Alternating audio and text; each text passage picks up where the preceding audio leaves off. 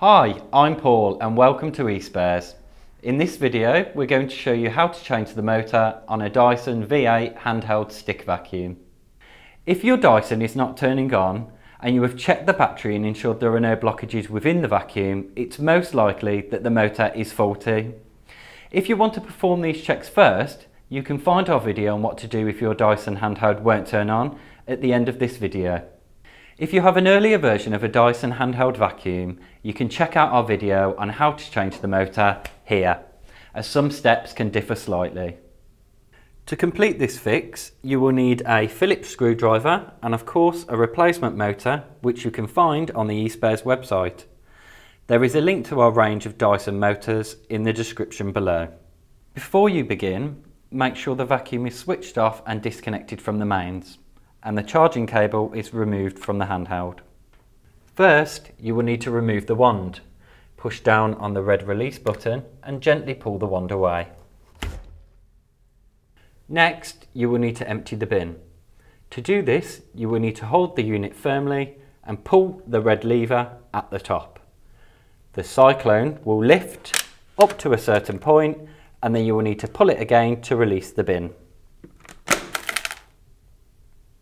From here, you'll need to remove the cyclone. There are two red buttons behind the cyclone. Push one of these in and pull the cyclone away. Ensuring that the lid of the bin is still open, to remove the unit, push this red clip at the bottom of the bin and pull the bin away.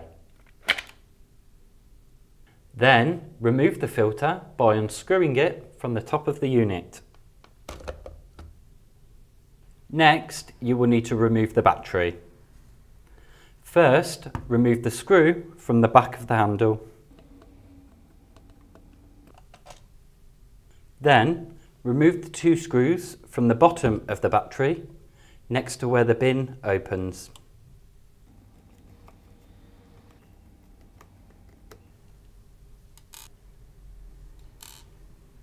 You can then slide the battery out. It's now time to fit your new motor.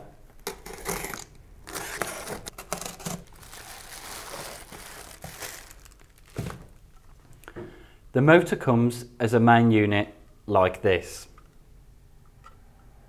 First, fit the battery you just removed onto your new motor, like so. And then we're going to reattach the screws, starting with the first screw to the back of the motor below the filter. Something to be mindful of here is that the screw we're fitting in this position has a washer, whereas the two screws we will fit next do not. Finish securing your battery to the new motor by tightening the two screws next to the bin clip.